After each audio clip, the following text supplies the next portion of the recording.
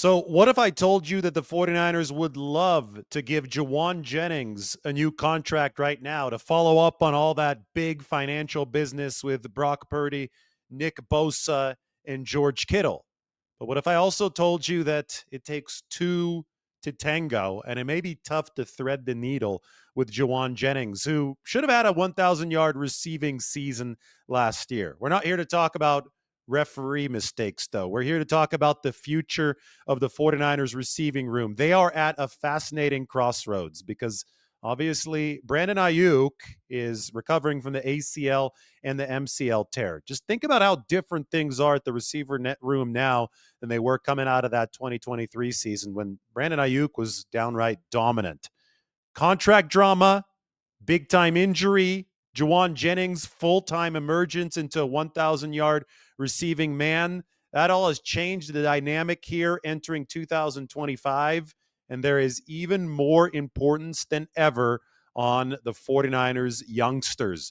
They drafted Jordan Watkins out of Ole Miss, who's actually been really, really good so far through OTAs. Just listen to Brock Purdy talking about number 17, Jordan Watkins. Yeah, he's balling, man. Jordan Watkins has been balling from day one. Really, he's come in and has done everything pretty right, and he's been on point. I mean, he's had a lot of explosive plays down the field, and obviously the short game, the intermediate. He's making plays all around. So I'm excited for him. Obviously, we know it's a process throughout this whole thing, from OTAs to the 40 days away to camp, and I know he knows that. But man, I'm really excited to keep working with him and for him to keep learning our offense and how we do things.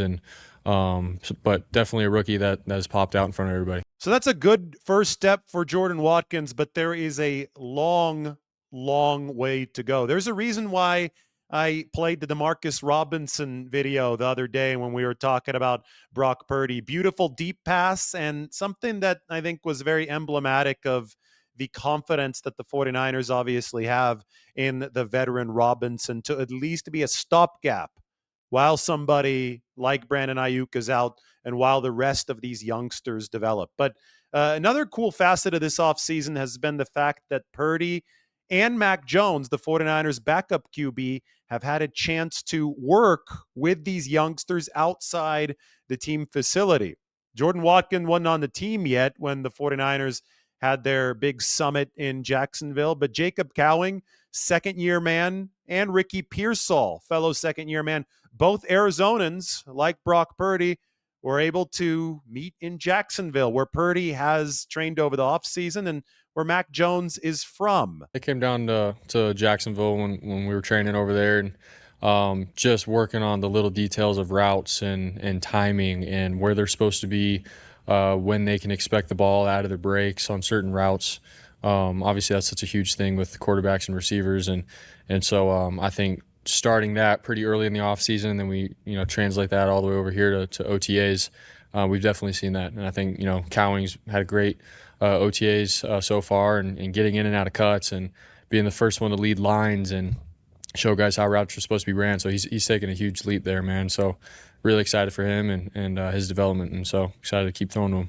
So you'll notice that Purdy steered that answer in Jacob Cowing's direction. Cowing made a very nice catch the other day, by the way, from Mac Jones, and he's made some catches from Brock Purdy as well. But they're all talking about Jacob Cowing's explosiveness. If you'll remember, the 2024 NFL draft saw Jacob Cowing top all receivers in miles per hour generated at the 5-yard mark of the 40-yard dash. This guy was well over 15 miles per hour, just 5 yards into his 40. So Cowing, tremendous burst, and Purdy was talking about a lot of that speed in his answer. Jake has added some weight. I think it's been fairly obvious. I think that he needed to add some weight.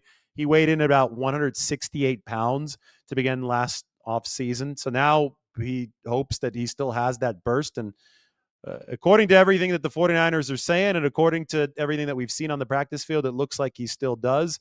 But he's going to have to be a little bit more physical to be a force for the 49ers. Ricky Pearsall falls into a related boat.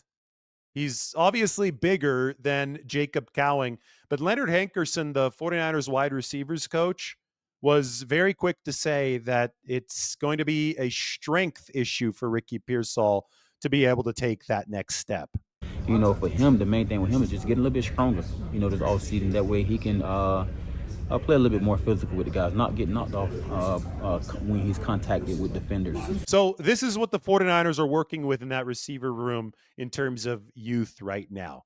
Pearsall, Jacob Cowing, now Jordan Watkins throwing his name into the mix. One thing about Watkins, I've thought that he's been wider and stronger than I expected. When I watched the tape at Ole Miss, he's obviously a really good route runner. He was somebody that was able to explode for some big performances there. But I always have my questions about how guys can translate to the NFL level from a physical standpoint. And I do think that Jordan Watkins has answered early questions very affirmatively in that regard. It doesn't mean that he doesn't have to be in an NFL weight room. I still think that there are some strength gains needed for Jordan Watkins. I just think that the first impression has been promising from a physical regard. And I think that's significant because it is probably the deficiency that we're talking most about when it comes to the second year guys like Ricky Pearsall and Jacob Cowing. Now, there's another second year guy who made a play at practice the other day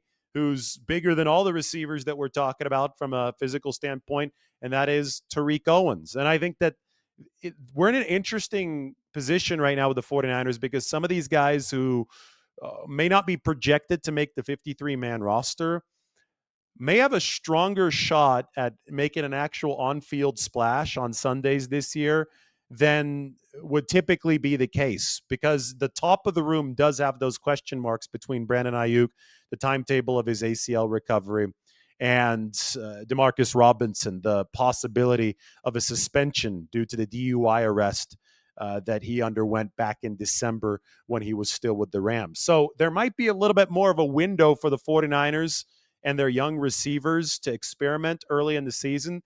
And if there is a little bit larger window, well, then that's going to go back to somebody like a Tariq Owens or somebody like an Isaiah Nair. I was out on that practice field Wednesday of this week, and Isaiah Nair, we saw a glimpse of the full experience on just a couple different plays. One play was Isaiah Nair catching a crosser and running like the wind. I mean, long strides. We look at the relative athletic score, 6'4", 218, 4.40, 40.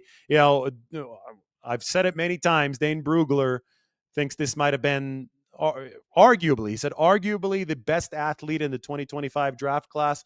Well, it was on display during that crosser at 49ers practice. But then he wasn't able to haul into then he wasn't able to hold on to a deeper pass, one that I don't think was the easiest catch. It was a Mac Jones ball. It was down the near sideline. Nair had beaten a couple guys. He'd beaten the safety to the spot as well, but he just wasn't able to haul the football in. And he had 8 drops over the course of his college career.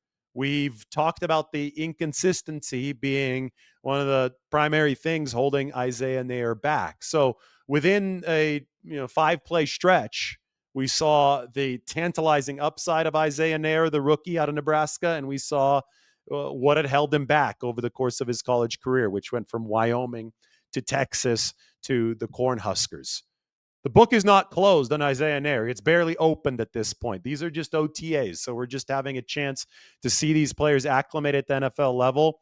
But what we saw there in terms of floor and ceiling from Isaiah Nair is what he's going to be trying to close the gap of once training camp does start. I still remember last training camp, Tariq Owens dropped a whole lot of passes early. By the end of it, before he broke his hand, he was catching a lot of go balls. He was making a lot of plays in both one-on-ones and in team drills. That earned him a spot on the practice squad even after the injury. The 49ers brought him back once he was healed from that fracture. So training camp is proving grounds. Training camp is growing grounds. And it's going to be tremendously, tremendously interesting at that wide receiver room. Now, keep in mind that somebody like Jauan Jennings, that we talked about the contract earlier, The receiver market has gone wild. Remember when Christian Kirk signed that deal for $18 million annually? That now ranks 23rd amongst all receivers. So if you're making $20 million a year in the receiver room, you're ranked at number 20 amongst all receivers. I mean, the going rate for wideouts has risen sharply. The 49ers have one of the best bargains in all of football currently with Jauan Jennings. He's making less than $6 million per year. So they locked him in for 2 years at a very team-friendly rate last year. The only reason they were able to do that is because they had so many weapons in prior years that Jennings hadn't been able to deliver over 500 receiving yards in a season. But with the 900 plus receiving yard 2024, Jauan Jennings' price shot way, way up to the point where what I said at the start of this show is true. The 49ers would love to lock him in at another team-friendly rate, but Jennings might want to bet on himself, take it to free agency next offseason, and it doesn't look like it's going to take all that much to be a $20 million receiver. We saw one of the auxiliary Baltimore Ravens receivers, Rashad Bateman, who's a couple years younger than Jauan Jennings, 25 years old, sign an extension this week worth about 12 to 13 million annually. I think that this, and Bateman, by the way, he's peaked out at about 700 to 800 receiving yards. Nothing close to Jauan Jennings, who was about to hit 1,000 receiving yards last year. So I think that if Bateman's at 12 or 13 million, you can't even start discussions with Jauan Jennings at under 15 million. And even then, Jauan might want to bet on himself in the longer term, which would be free agency coming up in 2026. And if that's the case, if the 49ers and Jauan Jennings are in between this rock and a hard place, with Brandon Aiyuk obviously being in a whole lot of uncertainty coming off the ACL and the MCL, Demarcus Robinson being under contract for 2 years, the long-term outlook for the 49ers at receiver is very youngster dependent. They need one of these guys, whether it be Ricky Pearsall, whether it be Jacob Cowing, Jordan Watkins, Isaiah Nair, Tariq Owens. They've now brought back Malik Knowles. Isaiah Hodgins made a catch the other day at practice. Russell Gage is also still on this team. I know Junior Bergen, the 7th-round draft pick, is on the roster, but we're looking at him more as a specialist. But they need one of these guys, preferably 2 of these guys, to truly emerge this season to give them some more longer-term security in that receiver room. One thing I will say is it does seem that there's a whole lot more speed out on the field for San Francisco than there was last year. And, that's the alarming stat, that I have brought up so many times, is that the 49ers ranked last in the NFL in average separation at the time of catch last year. The first way that you can work on addressing that is to try to build more speed into the receiving room. So somebody like Jordan Watkins can absolutely move.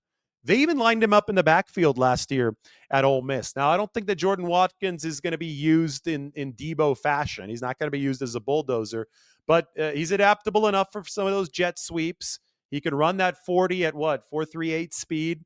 So he's brought more of that movement ability to the 49ers offense. Jacob Cowing, if he could be more playable from a strength perspective, I already told you about that burst off the line of scrimmage. We know that Ricky Pearsall can run. We know that Isaiah Nair can run. We know that Tariq Owens can run. All of these guys can move. Maybe that's the first step in giving the 49ers the robust depth they need to be a team that separates at a more effective level. Of course, I think all this comes back to Christian McCaffrey. I think he helps other guys be open downfield. And especially when you've got a lot of youngsters and maybe some of your top veteran receivers won't be available at the start of the year, well, you've got to look at the other positions and how they work in an adaptable offense. McCaffrey, George Kittle, it is all intertwined for San Francisco. That's your receiver look for the 49ers. Like and subscribe. We'll talk to you guys very soon.